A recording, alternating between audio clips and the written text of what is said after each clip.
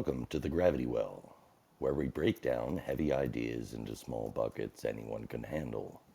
In our work and at play, we seek wisdom of elders, individuals, and communities that share knowledge to care for our water, air, land, life, and resource needs. A healthy relationship with our homeland and each other's is our guide. So that little opening has been evolving as we go. So I've attached to this meeting a document that we're using. So this is the end of round one. We started our first discussions. The first round was talking about the broader why we're talking. So I'm just going to do a quick overview starting from last week and working my way backwards. So last week we spoke with Ryan Heavyhead. It was a tremendous conversation where we learned about Maslow's visit with the Blackfoot First Nations and how this was before Maslow had created the hierarchy of needs. And that is the first system on mental health. So Ryan explained to us that until that time, they had talked about mental health disorders or conditions. But after Maslow visited with the Blackfoot, he started focusing on mental health. So he learned a lot from staying with them about altruism and looking out for each other. And so he started forming his whole new concept of learning, which was carried forward, throughout Western society, or at least in North American society. Hi, Janet. Thank you for joining us. Dixon, just so you know, Janet is a collaborator of mine. We both work with a volunteer or work with an organization called Alberta Talks together. Janet has an environmental background. And yeah, so her and I have had the opportunity to work together. So Janet, if at any time you want to ask some questions, feel free to just raise your hand in the bottom right corner and we'll bring you up to do so. Dixon said he'd be open to that. So that's last week. As I said, Maslow visited Blackfoot, but also the key part I forgot in the original video we saw is that Ryan had also met with David Suzuki and Al Gore when they were doing explaining the uncomfortable truth and trying to help people understand what the climate crisis looked like, etc. So he had a big breakthrough moment after that meeting, which was that the climate scientists and Al Gore and others are missing this key piece, which is this ongoing living relationship with the earth. And this is something that Ryan and I, quite frankly, believe is a really big key for us being able to overcome what we're doing. And actually, it's going to tie in a lot with what Dixon will offer us today in terms of honoring what the earth can give us and making sure we're looking after it. Lastly, on this, I'll just say, we're going to have future conversations with Ryan where we're going to hear more about the beaver bundle story, which is a really good example of the balance required with nature and making sure that we're living in balance, not only with our words, but in our relationship and being humble in that, we aren't superior species or beings on this planet. So those are the key takeaways from that. And then I'll just quickly back up the bus. So the week before we spoke with Janet and others about what is the crisis. So we let ourselves kind of choose our own crisis. We described it and let each of us explain how we see the problems that we're facing and what that looks like. We have this crisis of relationships and that we need a collective vision of success that we can all get behind. So I think that's, again, another reason why we're talking with Dixon is because this is a person of action. So we want to make sure we're talking with people that we're actually working with, trying to impart real impactful change. And then the week prior, we spoke to actually my husband and one other, Mike Westwick, who is in the Northwest Territories, about wildland firefighting and city firefighting and essentially emergency response in general and trying to back up the bus and think more about emergency preparedness. There's people that do this work for a living that just know it off the back of their, how can we let the general population learn from there in terms of being ready for emergency and being ready to respond when we need to, if we're faced with something big. And Dixon's going to walk us through some big things that he's seen on the landscape in the last while. The week before that, we talked about the laws of the land with our friend Colin Smith. We were talking about the 9 planetary boundaries and just understanding the ecological system in general. The week prior to that, we talked about sourcing quality news. So understanding that we have this centralization process of media, and we need to make sure that we understand it's not working in our best interests, it's working in the best interests of corporations and special interests. So the antidote is to be objective and seek good faith efforts. Almost done here. The week before, we talked to Brad Chapin about behavioral health and safety. And we reflected on my good friend Mary and everything that her bringing us together, and in understanding that she is um, the person who brought a lot of things to Brad that were extreme fight or flight is suicide. She's been a very strong advocate in this province, and she deserves and we had the opportunity to be in contact with Mary after those discussions with Brad, honoring that she knows that we support her and want to make sure her story and her mission gets out in the public. We'll do our best to help her with that, and hoping to connect with Brad in the summer. So he's offering a book. We're going to go through it in another room that I do with Angie, and use that in this room. We'll carry forward his knowledge in terms of identifying our early warning signs when we're triggered, when we're in fight or flight, and how to practice to make sure that we can stay calm when we need to.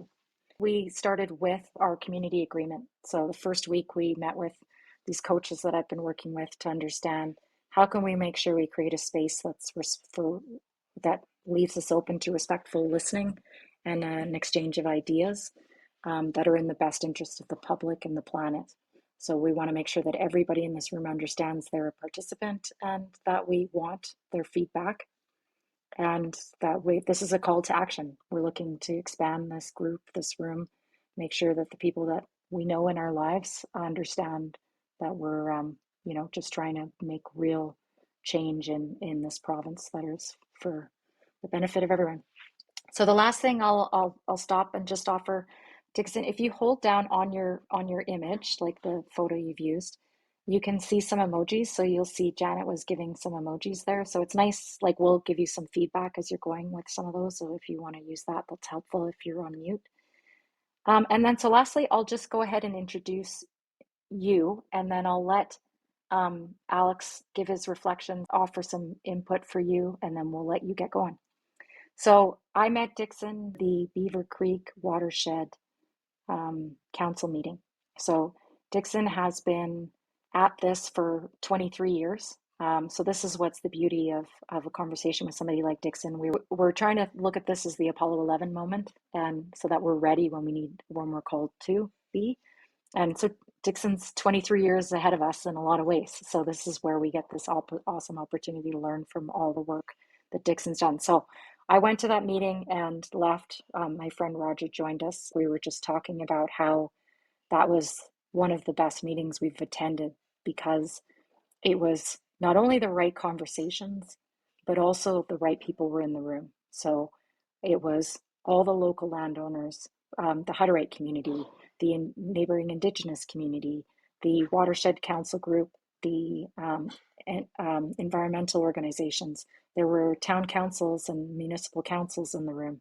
So it just really had everyone that you'd want to be there in terms of making key decisions for the community. The conversations, the presentations that happened were the right presentations, talking about the real issues that we're dealing with right now. So really impressive. I'm going to stop there. Alex, go ahead and offer some of your stuff that you want to, and then we'll let Dixon go. Oh, hi. My name's Alex. Um, I'm sort of a jack of all trades. I've worked in anything from public service to farmhand to private security, construction. I was an art student as well. I've always been passionate about trying to make a difference in the world. My journey has been diverse in nature in the sense that I've been able to learn from people from all sorts of walks of life and acquire skills from those people. And so I'd like to say my profession is a habitual collector of skill. I'm generally a kinesthetic learner, but I love to do research and take what people's experiences that they choose to trust me enough to share with me to heart, and put in the effort to try and better understand what they're doing. I won't go back on my takeaways from the previous episodes because I think Jenny did a great job in terms of filling you in.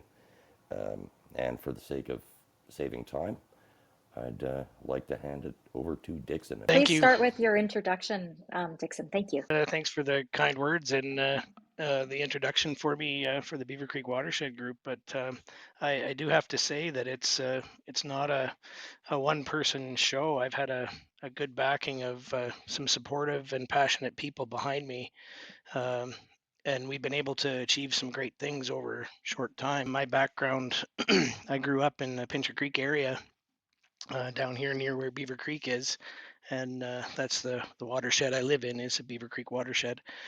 I grew up in the house that I live in, and until I was about 5 years old, we moved off to a bigger ranch, and then when I went off to college, came back, and always wanted to live at the Beaver Creek farm, and so I ended up moving there with my wife in summer or spring of 95, just prior to the flood of 1995. And it wasn't the same place that I remembered as a child, and that's what really sparked my whole interest in water and creeks and environment. In the spring of 1995, we had that big flood, and it uh, it took away quite a few trees and bushes and things that used to be around the area. And when it subsided, it all it left was a bare creek bottom with rocks and very little shrubs. So time went on, and by 98, 99 came around, we'd had some more high water years in there, and 99 was a really dry year, and that's when it really hit home that this creek had gone from a full blown river to a dry creek bed. That when we walked up the creek bed, we found dead fish and um, beaver houses that were abandoned and beaver dams that were empty. And it really hit home to me that there's got to be something that we can do to make this better. And so, long story short, in the fall of 1999, we got together with a few of my neighbors that shared similar concern about the water, and we met in my folks' basement, and we just talked about memories and how we remembered it, and how the creek used to flow, and you could lie on your back in the water and pick saskatoons off the overhanging bushes, and how there used to be mink and pheasants around, and those were all gone. And we ended up deciding that we needed to do something as a collaborative group, and things work better together than they do singly. And so we formed the Beaver Creek Watershed Group. And by the spring of 2001, we were breaking ground with a number of projects to start off-stream watering sources, so we weren't using the creek so much. The biggest thing we did was remove a big portion of numbers of cattle from drinking right from the creek on intensive livestock operations, and move those up to upland pastures so that we were no longer um, polluting and degrading the banks of this creek. In time, we started to find out that we didn't know everything, and we're just a bunch of farmers and producers that did what we knew was best and what was handed down from generations before, and we only could do what we could do and what we knew. When it came to figuring out where to start, we got involved with a group called Cows and Fish, and they gave us a benchmark for us to start from.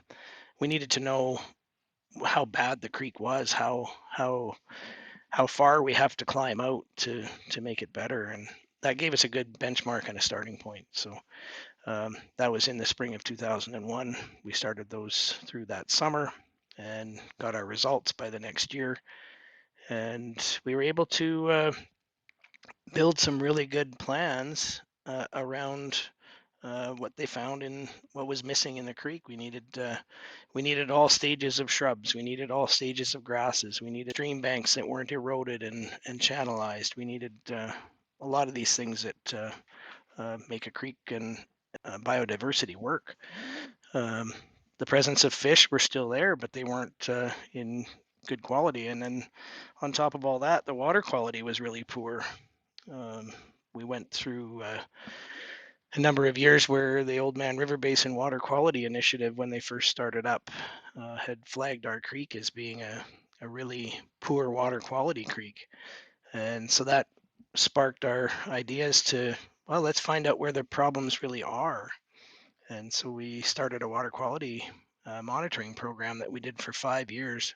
We monitored flow and contaminants that were in the water, and we did it every 2 weeks for the flow months from March to October. And we did that for 5 years and got a pretty good understanding as to where the problems were. And again, that came back to where those intensive livestock operations were. We decided that we needed to try and get our wintering grounds away from the creek so that we weren't depending on the water specifically, but also we were needing the creek shelter from the trees and protection from the wind from the creek bottoms. So we built upland windbreaks that were up on the upland that were man-made structures, movable. Some were permanent.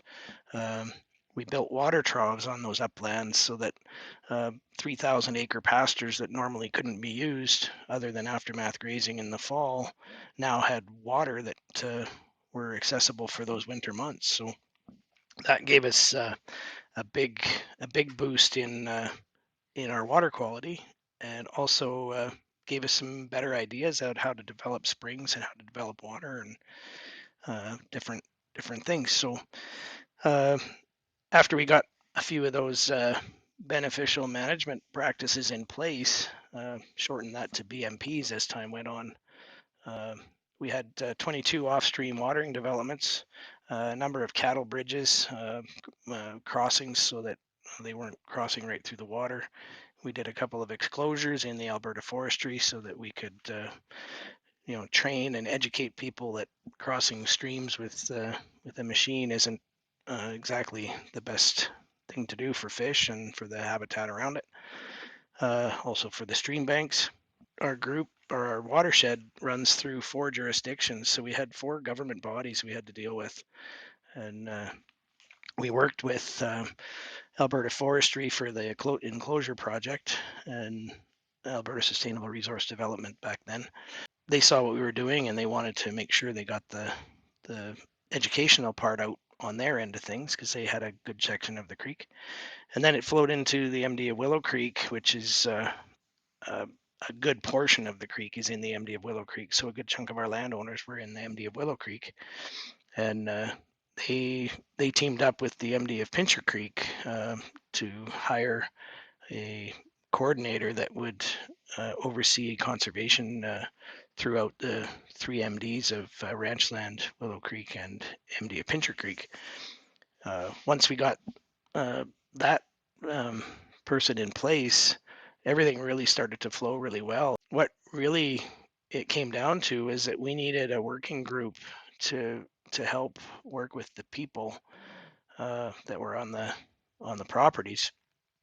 But the most important of the whole success of our group, I think you would say, is that everything we've always done has been producer driven. It's always been grassroots. It's always started with something that the producer saw was missing or needed or just felt was a good idea to let things rest or do better at. So we Yeah. always made sure it was done by that. So Can I throw a question out there? sure, you bet. It's a big one. There's 8 billion people on the planet. They need 3 meals a day. That's 24 billion meals a day.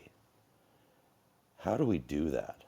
I'm open to suggestions, but I think with regards to centralized management of agriculture, they're missing something key, which is the grassroots. So could you kind of explain how important it is to maintain the watersheds and how important it is to understand the topography and the land locally?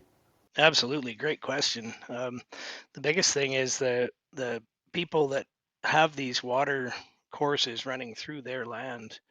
Um, they're probably the most passionate people on the planet when it comes to taking care of what's in front of them. So whether it be animals, families, community, uh, and ultimately water. Water is one thing that drives this world, both economically And if physically, we Yeah, need water to right. survive. Water is life. As producers, we have to feed the continually growing 8 billion people population. The best way to get forward with it is to talk to the stakeholders that are out there, be it community groups, organizations, whatever they are. They're doing good work. Just quickly, Dixon, I just wanted to circle back with what you just said there because it is so important, like you said. The two things that I understand from what Dixon has done is not only did he make sure that he started with the right people in the room, but he stayed with the right people making the decisions. So he's given the responsibility to the producers as it should be, and also the decision making. Is that fair, Dixon? That's 100% accurate. We've built it so that the people that sit at that working group table are the what we used to call agency people. So we had Fisheries and Oceans Canada, we had Cows and Fish, what's it called? Alberta Conservation Association. Oh, they're all just jumping out of my head right now. We We had had the a Prairie number of Farmer Rehab Association. PFRA was what the acronym was. It was Prairie Farm Rehabilitation Association. And then sustainable resource development. And so we had range people, we had water people, we had water quality people, we had all the people that have all this. We often call it fresh air wisdom in our little community, because you have all these people that sit at office desks all day, and they're in it for the right reasons, and they're doing all the right things by the textbook. But when it came out to putting things into play, everything can change in a 5 mile span. And in our area, it's very diverse. And what works in one place doesn't work in another. And getting that across to these fresh air wisdom thinkers was that it didn't always work. And so they could see what the producers were doing that would work, or that old pioneers that were around that could help us guide to that.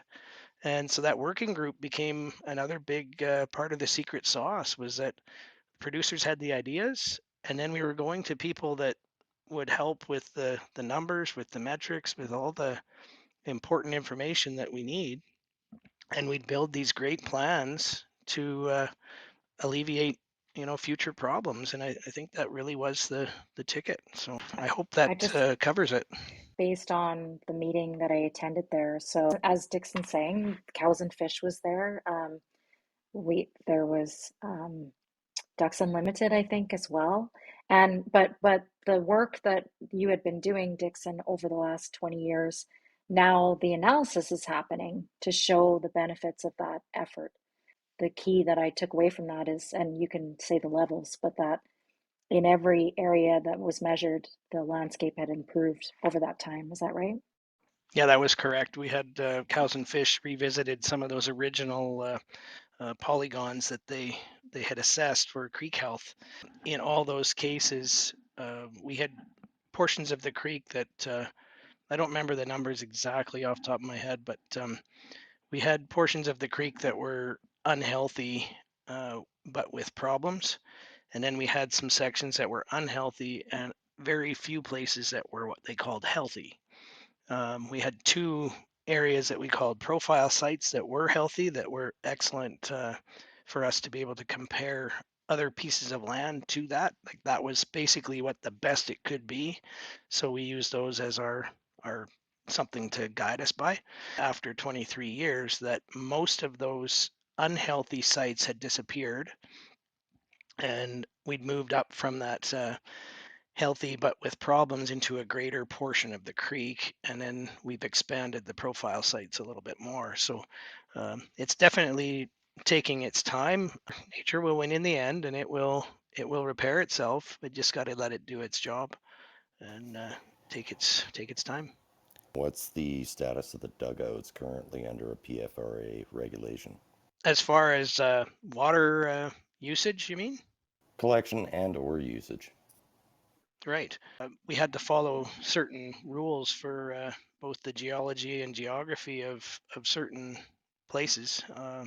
We didn't want to be tapping into aquifers where we weren't supposed to be. We didn't want to be interrupting spring flow.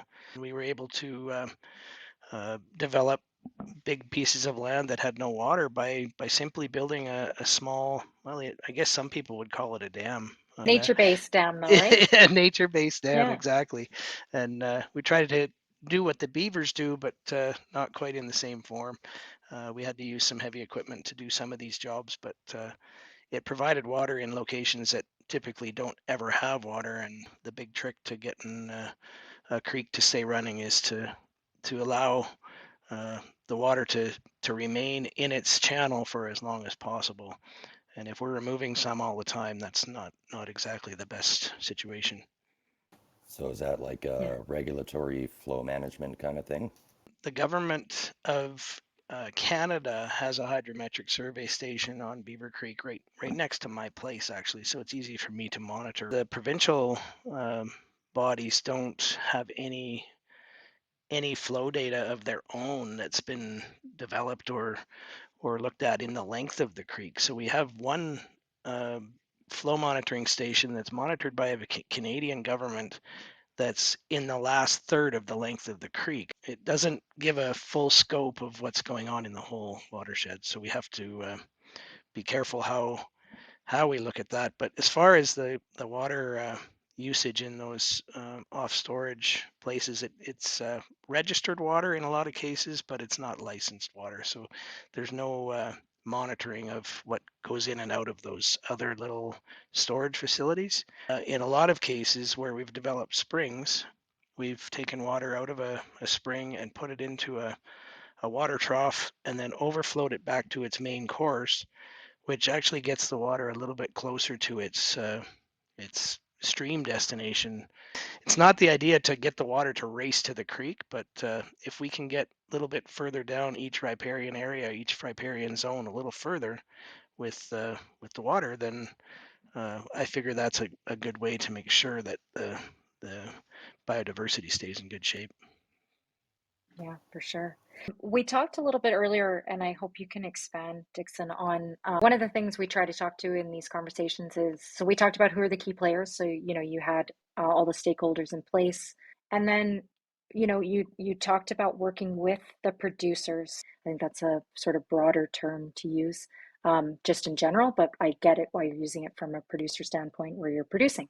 Can you describe sort of some where you faced some challenges? Earlier today, you were talking about some of the projects that you had done, and if you can just walk through first one that where you had a challenge, and then I have another one where we can talk about some success around it afterwards. The most recent one that comes to mind has to do with the drought of the last 3 years. Everybody starts to panic when there's no water. And so a neighbor downstream from me is usually the first person to run out of water, being that she's closer to the mouth of the river. It becomes a panic that there's no water in the creek. It's Dixon's fault, or it's the neighbor above him's fault, or it's pretty easy to point fingers when there's no water coming down.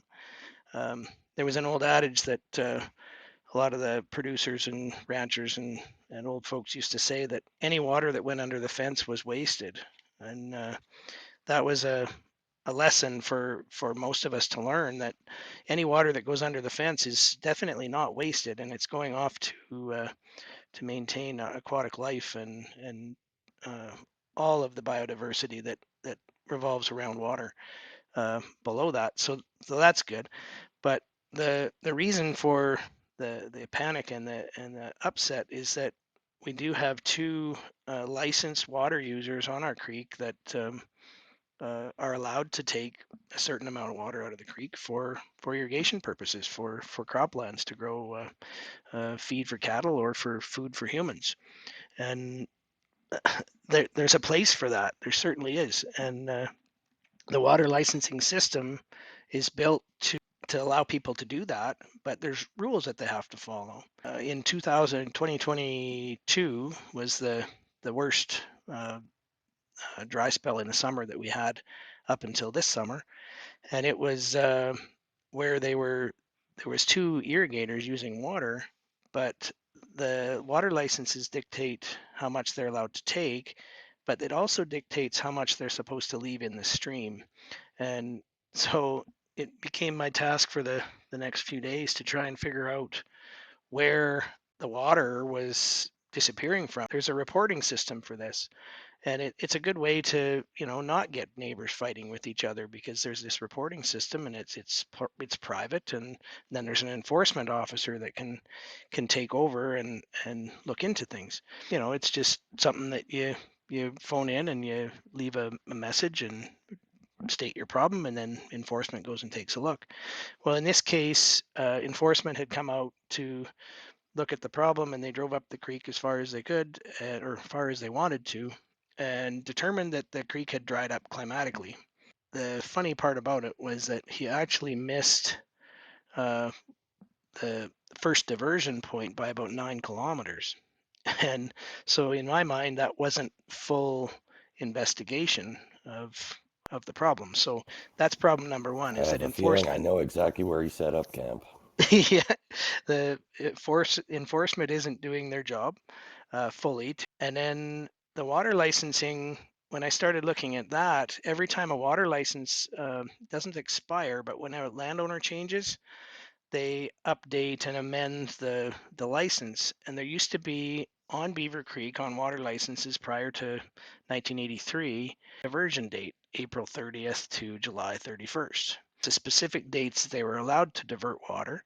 There wasn't as much waiting on how much was left in the creek below the pump sites. So the next problem on the water licensing was that there's a person in the water licensing office, these water licenses, without having been on ground. There's no provincial water data to show how much water is at those irrigation sites. We had a flow station for our water quality monitoring on that creek just above stream. So I knew how much water was there, and our watershed group knew how much water was there. So it just became an educational thing that we had to talk to the landowners and educate them about their water license. And they're required by law to leave 2 cubic feet per second to go past their pump. But nowhere in their license does it say how they have to measure that, if they have to prove any of that, and they don't offer any tools or suggestions as to how to measure that. So it becomes pretty subjective. How do you measure that? The proper way to measure it is a measurement of a cross section of the stream. You drop a tape measure down from a level every 4 inches across the stream and get a topography of the bottom of that creek in depth and a 1 inch wide section. So you've got this little volume of water in the shape of a kind of like a boomerang with a dish, I guess. It looked like a little dish. And then we drop a little flow meter into there to measure the speed of the water traveling. And so then that becomes a point of measure of cubic feet per second, cubic meters per second. It could be gallons per minute, whatever the metric you want to use. That's how the proper way to measure it is to have a tool. When we do our water quality monitoring, we needed to know the flow at each station. So we put in what we call a data logger. And that's actually dug into the side of the stream, and it measures the height of the water, a pre-engineered formation through the creek. And then we measure the speed of the water that is going by with the data logger. So we have stream flow built right below a pump site, and it's expensive, but irrigation is expensive. And I think the bigger cost is not knowing what our downstream flow is from these pumps. So if we don't know what's actually going beyond a pump, and they're actually taking more than they're allowed to, then that can be a problem. Most part, people are just a little bit ignorant to their water license, not knowing fully what that entailed. But for the most Yes. part, they want to comply and they want to do the right job. And yeah, I do believe that the creek probably does dry up climatically. It's just a matter of, let's not make it worse. In these drought years, the government should be involved to the point to say, we know that the stream flow is only this. We want you to only remove this much water, or we need you to let this much water go by. And so that would either determine if somebody has to shut their pump on or off and leave some water in the creek. Right. Well, and what this really showed me when we talked about this a while back, Dixon, is that, I'm picturing this process, and so I'd love you to talk about after I tee this up, what you sort of think, like a vision going forward in terms of trying to help understand this drought time that we're in. And so what I heard you offer is, or sorry, what we discussed is, I can't imagine these inspectors going out to look at all of these creeks and all of the watersheds. So number one, I don't think that that process is potentially, and again, I'm happy to be wrong. You can help me understand, but I'm imagining that that is going to break down pretty quickly if it's expected to happen on a widespread basis. I'm imagining there's not many inspectors available to do that. And so then what you and I talked about is, well, what is the process we need? If, we've heard this government say that they're expecting the process that is used to manage water licenses, which is the first in time, first in right process, to fail this spring if we don't get enough precipitation. And so to me, the question then is, well, how do we make sure we're sharing water well going forward? So, Dixon, do you mind just expanding on what your thoughts are on what a good process like that looks like? Yeah, I think the the biggest process is to get these three governing bodies that revolve around water licensing to sit at the same table, and not necessarily just around licensing, but around water and creek health and all the things. But the ones that really need to get involved at the start here before we head into another drought is to speak with the people that are writing the licenses, make sure they're at the table. We need to make sure that the Water Survey of Canada people are at the table so that they can relay the actual flow data. Then we need to have the enforcement team that is out there enforcing irrigation use. And then we also need the environment side of things to be at that table to talk about um, what the needs of the downstream users are, and and the fish and the wildlife and the all the things. We've got so many facets that have to be covered, but none of these offices, there are actually three of these offices are all in the Agriculture Canada, or sorry, the Ag Research Center in Lethbridge. And they're all in the same building and they don't speak to each other. And if they do speak to each other, the paths don't cross, the lines don't cross, and the information is getting lost in paperwork. So we need to loosen that up. And I hope that I can be a bit of a catalyst in that I become the common ground of look, we all need to use the water, but we're the ones that are in the watershed that have the greatest uh, power to hold that water there and keep it there. And if we can just work with those groups to have them help us help ourselves, just got to keep it in check so that things don't fall apart so quickly. I hope that Yeah. kind of covers it. Well, if you can deputize me as an inspector, I'll go out there and take my measurements myself.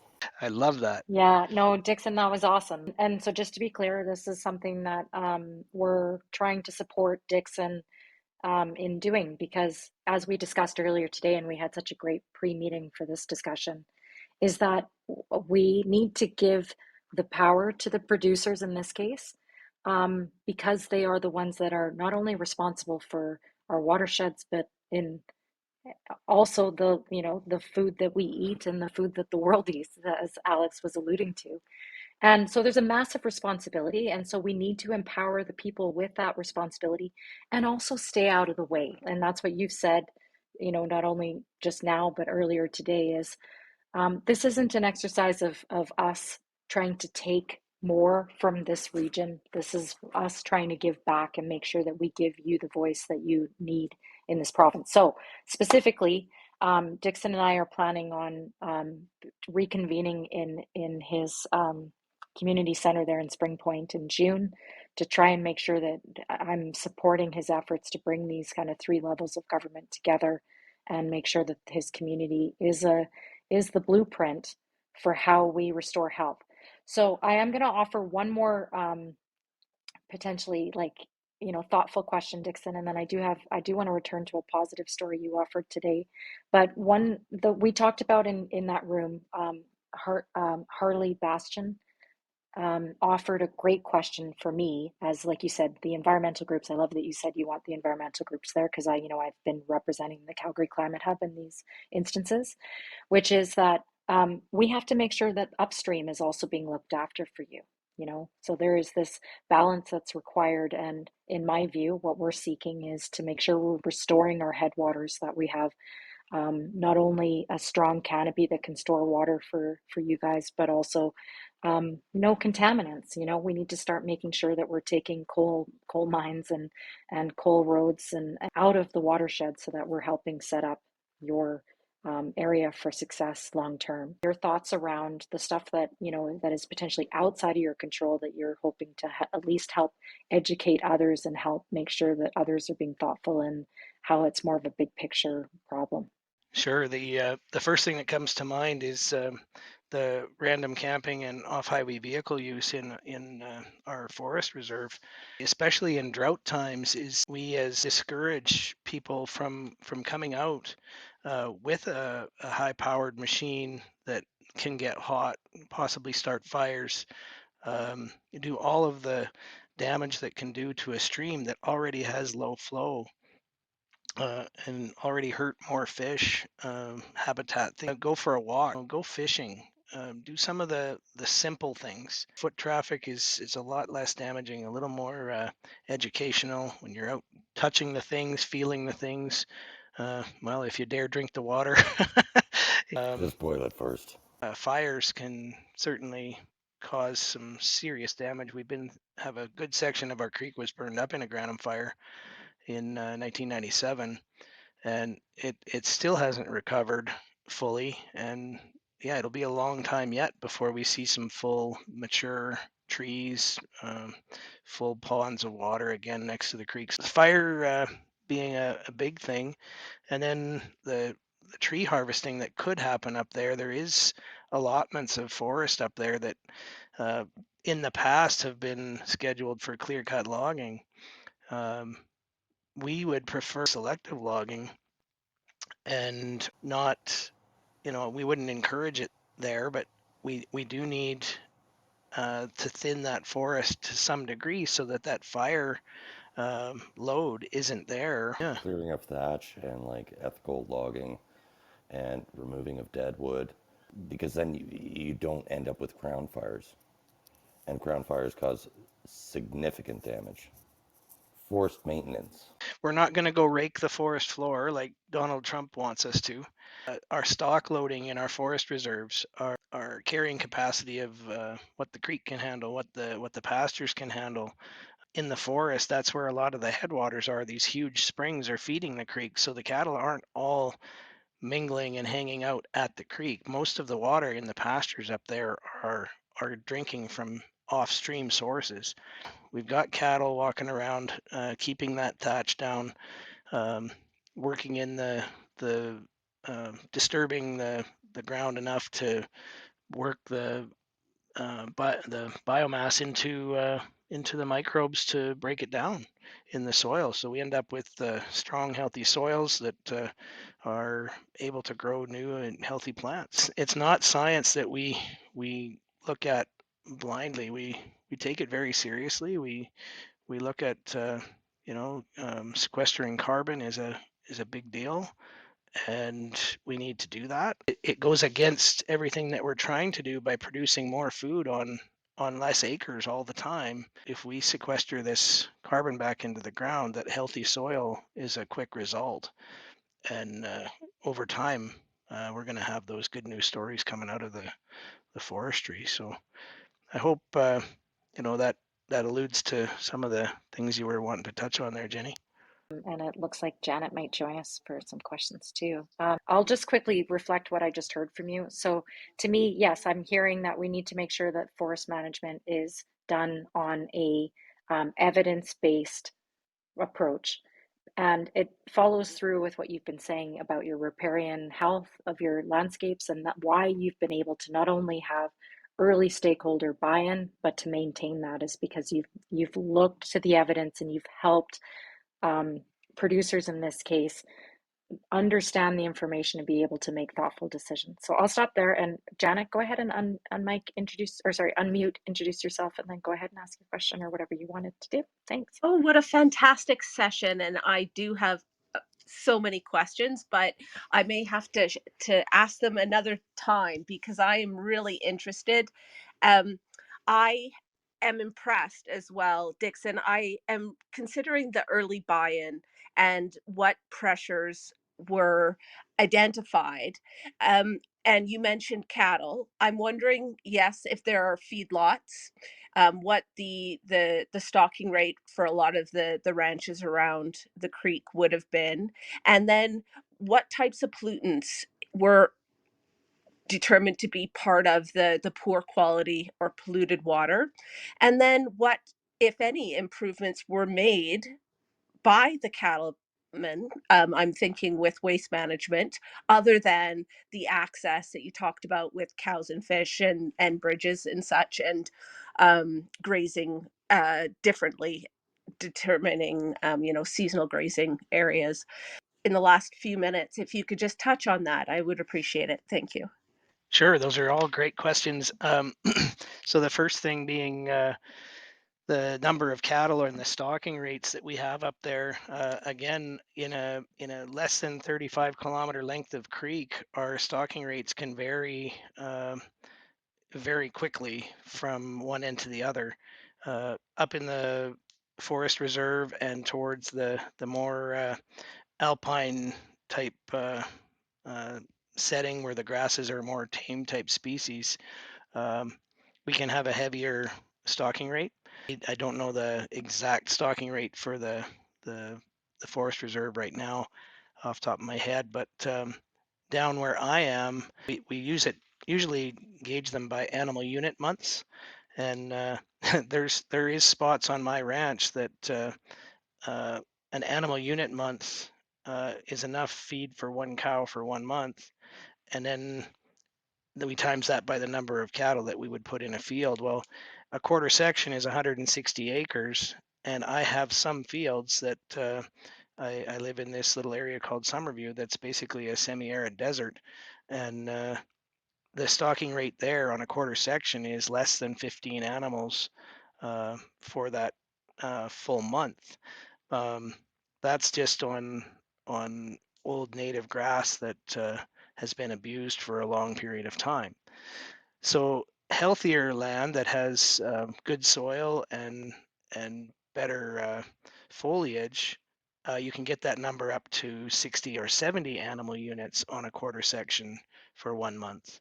Um, if we start getting into rainfall years, those numbers can double again. And so the missing component is rainfall.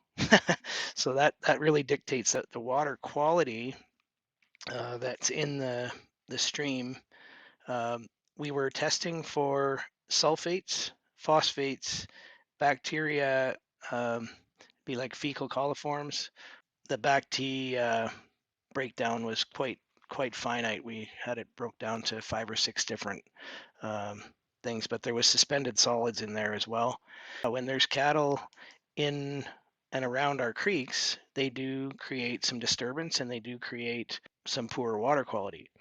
The one thing we did notice in our water quality is that the May long weekend was the opening day for camping, basically in forest reserve. We would see a greater spike in water quality and suspended solids, and believe it or not, fecal matter, in that time frame of that weekend. Usually by the end of May, it would start to see it decrease again, and then the cattle don't go into the forest reserve until August. And so we used to compare those two samples against each other, and the human disturbed samples were always greater, and it was really eye-opening for us. Like we couldn't believe what we were seeing, but especially when you look at, like, say there's 1,400 cows up in the forest, and there's maybe 200 or 300 people for a weekend.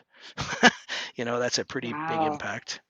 So there was the water quality, and there was one more point that you wanted me to make. What was the last? Oh, any infrastructure changes that decrease the drainage, maybe, or Right. improvement. Up in forestry, we had exclosure projects that were more around the education side of things, but there has been bridges built since we made our footprint up there.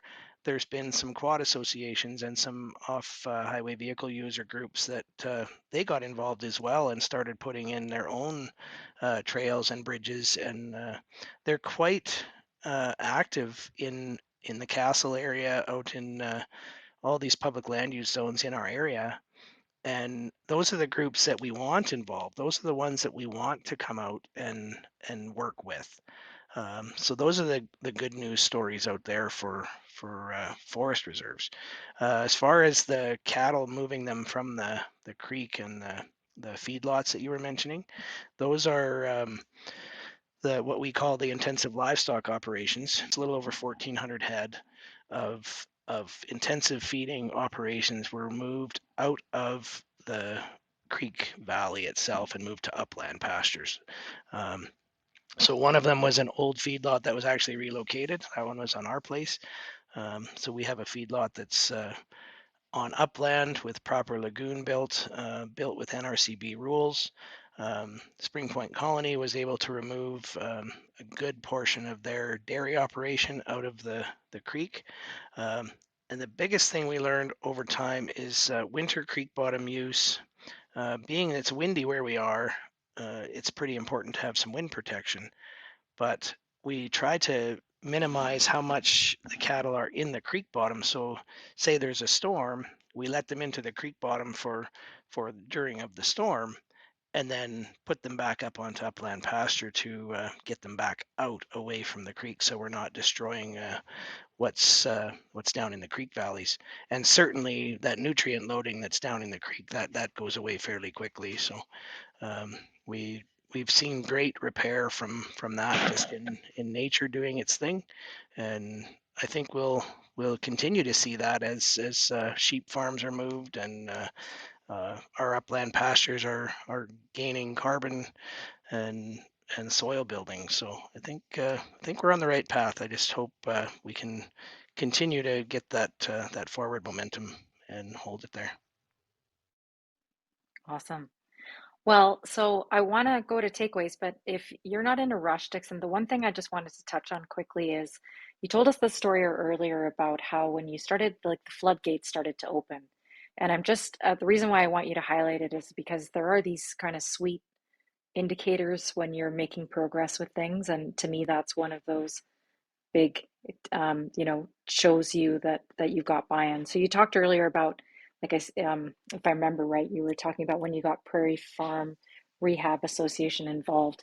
Suddenly it was, well, I want to get involved. Cows and Fish wants to get involved. So I just want you to sort of describe this moment where you felt like everything was sort of flooding together. If you know what I'm saying. Thanks. Yeah, I think you're alluding to the money. Word money, but yeah, like absolutely. I mean, that is the best um, indicator when you start seeing. all this stuff doesn't happen for free, that's for sure. And our biggest contributor to the group was the in-kind contribution from our great group of landowners. Like we had a great pool of labor, a great pool of expertise. There's engineers that live on the creek. There's construction people that live on the creek. There's all this information that is just good to have with all those people out there. So that's one thing. But then in order to get money, you need to apply for grants and try to get these things to happen. Well, with our working group, when we sat down with all these groups and started asking questions as to how we build things and how we do it right, they're like, well, if you're going to do it right, you're going to need some money to do it. And so the first one to come along was Cows and Fish. They could see what we were doing, and they offered some help in getting those benchmark polygons done, and then reassessing them as time went on. And so that was a pretty big chunk of change, and that was really nice. And then ACA came along and they were like, well, we think that this fits our bill a little bit, that we want to try and encourage ranchers to build riparian pastures rather than stocking cattle in a whole field and hammering out the creek when it's a hot day. They all want to hang by the water. So they threw $10,000 at us. And then as soon as they threw $10,000 at us, PFRA was like, well, we need to get involved and we'll throw in some money. And then same with Fisheries and Oceans. That was the biggest one, was $85,000 from them for a stream bank stabilization program. And then there was a program in the early 2000s called the Community Riparian Program. It was government funded, that we applied for coordination fees for myself for getting all of this stuff to actually happen and coordinate it, because I ended up being a full-time job for me for a little while. That helped big time. And once the floodgates opened for the money to start flowing, it just never seemed to end for a little while. That it certainly wasn't hard to spend it all, because it was important work to happen. The water quality used up a good chunk of that change, especially doing that for 5 years. So that was a good portion of the success of our group was, but I still take it back to that original working group where the ideas came from the landowners and the producers and the ranchers and the people that lived out there, and it built up from there. And as soon as there was a need, these groups could see very quickly that it was going to go to a good place. Yeah, thank you. I do think it's really important to highlight, the realities of what it takes to get projects like this off the ground, and then those moments where you do feel like it's coming together. I think it's important to acknowledge how that looks. So thank you very much. So I'm just going to offer some of my takeaways, and then I'll let Alex and Janet do the same, and then we'll let you have the closing word, Dixon, if there's anything you missed that you want to offer this time. This is having the right people, the people that are not only the people in place, but the people responsible for the watershed in the process from the beginning, understanding that they're the ones being empowered to make the decisions, is just seems so key to how you've had so much success. Making sure that you follow through with evidence, that you've done not only the work to get the data that you needed, but you keep working at that and you keep acknowledging the data that's missing and what you need to get more to make sure that we're thinking of this problem holistically enough. The fact that you want to get communication across to all of the governments you've already thought about, in this next phase that you see in bridge building to, who you think is already needs to be in the room. So it's just tremendous, Dixon. I'm just so thrilled to have the opportunity to be learning from you and working with you in action. So one real life thing that we're working towards is there is a watershed council meeting in Claire's home on April 15th. So I'm intending to be there. I think Dixon is trying to be there as well. So that's a real life opportunity for anyone who wants to, see what's happening in conversation around our watersheds and around this drought and around this, ongoing crisis that we're in and trying to navigate. So I'll stop there. And so, like I said, we'll skip you for a second, Alex. Sorry, Dixon, you're next on my screen. We'll go to Alex and then Janet, and then we'll let Dixon close off. So go ahead, Alex. Well, first off, I just want to say thank you, Dixon. There's a lot to take in, from our previous conversation and the conversation we've just had. I'll just throw the offer out there. Deputize me, give me a truck, cover my costs. I'll go out there, take the measurements myself. I know how to read a tape, and I'm not opposed to cold weather. Also, I think it would be really interesting, maybe for some get-together at some point between Jenny and I and yourself. And maybe we can meet in Longview halfway, go up to Indian Graves, eat some beef jerky, and just have a chat. Keep it open. Before I move forward, oh, go ahead, Dixon. Yeah. No, that's all good. I just was laughing to myself that we have community halls and things, but Longview's certainly a good option. But I have a pretty cool old barn in my yard that I fixed up as a bit of a venue. So maybe a smoked brisket and a couple of beers. Maybe that might be a better option. Anyway, there was something else you were going to say there, Jenny? Yeah, well, I was just going to offer, well, I mean, now I feel like I shouldn't offer, but yes, please to that. But also, Alex and I are planning, we're calling it an Aloha event.